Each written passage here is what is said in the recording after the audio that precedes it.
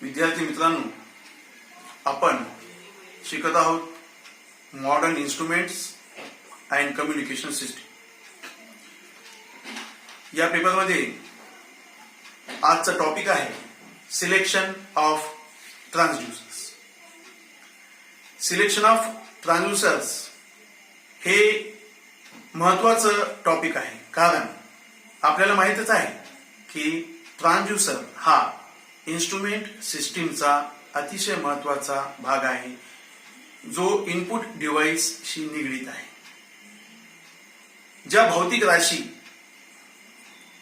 Electrical signal मध्ये convert होतात त्याचं सर्वात महत्वाचं काम हे ट्रान्सड्यूसर करतो.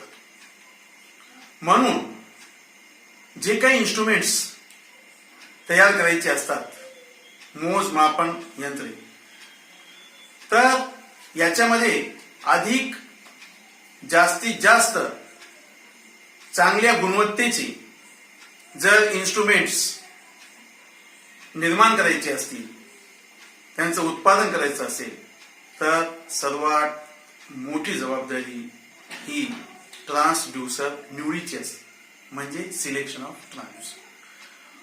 मग ट्रान्सड्यूसर निवडत असताना कोणकोणत्या गोष्टी लक्षात घ्यायला पाहिजे, तर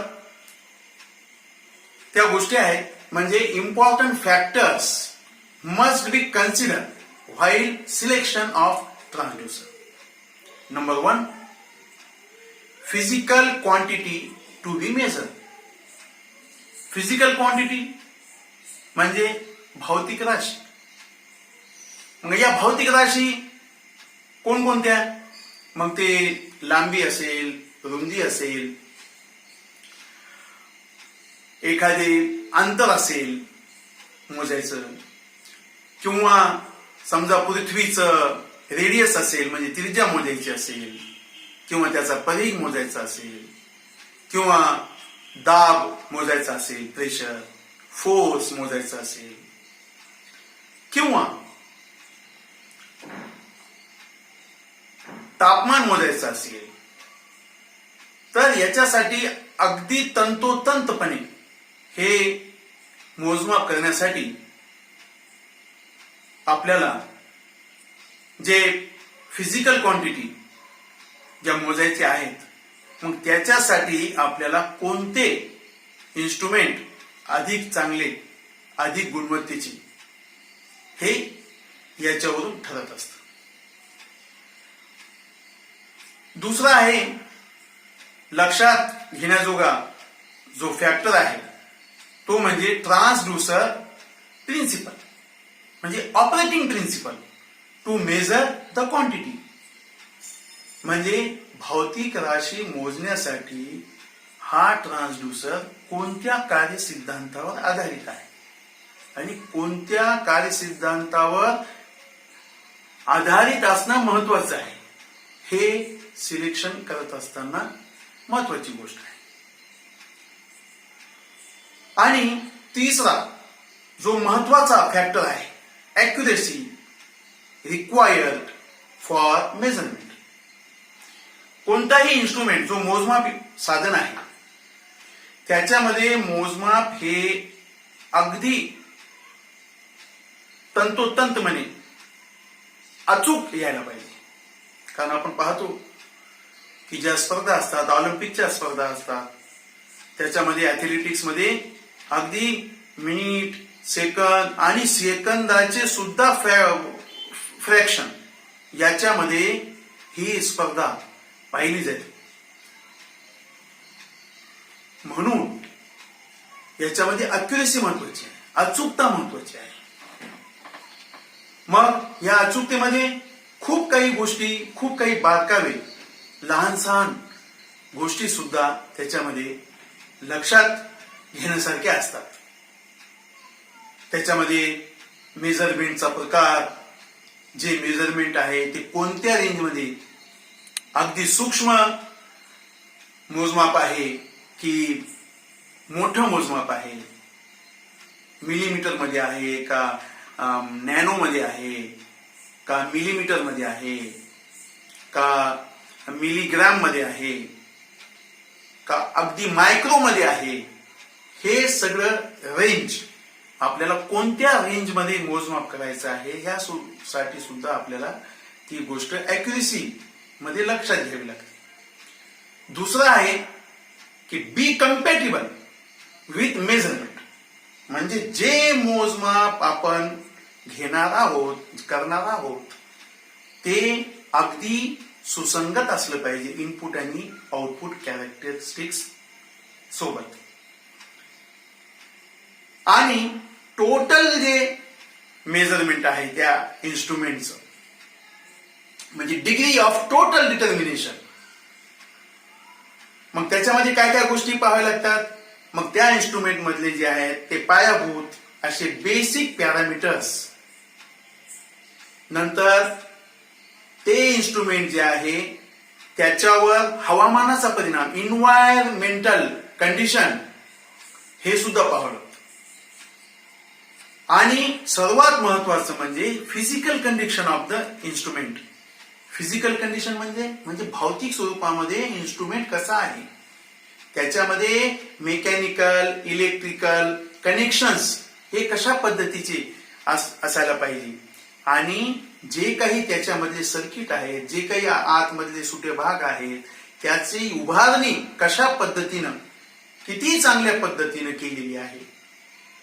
जेवढी चांगल्या पद्धतीनं हे उभारणी त्याच्यामध्ये इन्स्ट्रुमेंटमध्ये केलेली असेल, आधी लहान, समजा लहान साईज मध्ये, अगदी बाकीच्या सर्व गोष्टी त्याच्यामधल्या ज्या आवश्यक आहेत त्यांची उभारणी जर अगदी चांगल्या पद्धतीने झाली तर इन्स्ट्रुमेंट हा चांगला असू शकतो आणि त्याच्यावर हवामानाचा परिणाम बी होणार नाही आणि तो अॅक्युरेसी साठी अगदी परफेक्ट. जसं तुम्हाला मी सांगितलं की आपल्याला इन्व्हायरमेंटल कंडिशन हे सुद्धा अॅक्युरेसी मध्ये पाहणं आवश्यक आहे, कारण इन्व्हायरमेंटल कंडिशन ही अॅक्युरेसीशी निगडीत आहे. जर समजा हवामानाचा परिणाम होत असेल इन्स्ट्रुमेंटवर तर इन्स्ट्रुमेंट खराब होऊ शकतो, इन्स्ट्रुमेंट चुकीची रिडिंग दाखवू शकतो, तापमानाचा त्याच्यावर परिणाम होऊ शकतो. जास्त उष्णता असेल तर तो इन्स्ट्रुमेंट तापल्यानंतर मग त्याचे पॅरामीटर्स सुद्धा बदलू शकतात आणि इन्स्ट्रुमेंट शक्यता असते रिडिंग चुकीची दाखवण्यासाठी. मग ह्या सर्व गोष्टी लक्षात घेऊन आपल्याला ट्रान्सड्यूसरची निवड करावी लागते. आणि दुसरं आहे त्याच्याशी निगडीत जे काही जोडणी साधने आहेत ते सुद्धा चांगल्या पद्धतीचे असायला पाहिजे, कारण आपल्याला रिडिंग घेताना, त्याचं मोजमाप घेताना अगदी सुरुवातीला ते झिरोवर येणं आवश्यक आहे. त्याला म्हणतात झिरो बॅलन्स प्रोव्हिजन, त्याच्यामध्ये सुविधा असली पाहिजे. अगदी सुरुवातीला ही रिडिंग शून्य असणं, जसं आपण पेट्रोल घेताना पाहतो, आपल्याला दाखवतो पेट्रोल होताना, तो पहा ते झिरो आहे का नाही, असणं आवश्यक आहे. मग ते झिरो बॅलन्स प्रोव्हिजन त्याला म्हणतात. मग त्याची सेन्सिटिव्हिटी, अगदी लहानात लहान मोजमाप सुद्धा त्या इन्स्ट्रुमेंटनं केलं पाहिजे, अशी संवेदनशीलता त्याच्यामध्ये पाहिजे, म्हणजे सेन्सिटिव्हिटी. टॉलरन्स म्हणजे त्यानं सगळ्या गोष्टी सहन केल्या पाहिजे, चांगलं मजबूत असलं पाहिजे इत्यादी. तर हे झालं सिलेक्शन ऑफ ट्रान्सड्यूसरच्या बाबतीत. आता आपल्याला पाहायचं आहे की ह्या इन्स्ट्रुमेंट मध्ये च्या इनपुट डिव्हाइस मध्ये जे ट्रान्सड्यूसर वापरलेलं आहे त्याच्यामध्ये कोणकोणते गुणधर्म आवश्यक आहे, कॅरेक्टरिस्टिक्स रिक्वायर फ्रॉम ट्रान्सड्यूसर, या आपल्या अपेक्षा काय आहेत या ट्रान्सड्यूसरच्या गुणधर्माविषयी. मग हे ट्रान्सड्यूसर जर आपल्याला इन्स्ट्रुमेंटच्या इनपुट डिव्हाइस मध्ये वापरायला घ्यायचं असेल तर त्याची साईज, आकार हा लहान असला पाहिजे, म्हणजे स्मॉल साईज, आणि त्याचं वजन सुद्धा कमी असलं पाहिजे. And weights, small size and weights, हे पहिली अपेक्षा. दुसरी अपेक्षा काय आहे की हा ट्रान्सड्यूसर विश्वासाला पात्र असायला पाहिजे, म्हणजे एक्सेप्शनल रिलायबिलिटी. तिसरं आहे त्याची किंमत कमी असली पाहिजे, कमीत कमी किमतीमध्ये हे आपल्याला उपलब्ध असलं पाहिजे, म्हणजे लो कॉस्ट. चौथा आहे अॅक्युरेसी अँड फास्ट. त्यानं अचूक रिडिंग दाखविणं हे गरजेचं आहे आणि फास्ट रिडिंग दाखवायला पाहिजे. दुसरा आहे हाय सेन्सिटिव्हिटी. पाचवा गुणधर्म म्हणजे अति संवेदनशील. आणि सहावा महत्वाचा म्हणजे linear relationship between input and output. म्हणजे इनपुटचं आणि आउटपुटचं जो संबंध आहे तो एक सारखा चढलेला असायला पाहिजे. अचानक वर आणि खाली असं नाही, एक सारखं त्यानं हे मोजमाप दाखवायला पाहिजे. म्हणजे अशा प्रकारे जर आपण या गोष्टी लक्षात घेतल्या तर ट्रान्सड्यूसर वापरून तयार केलेलं जे इन्स्ट्रुमेंट आहे ते अति उत्तम राहणार आणि परवडणार राहणार.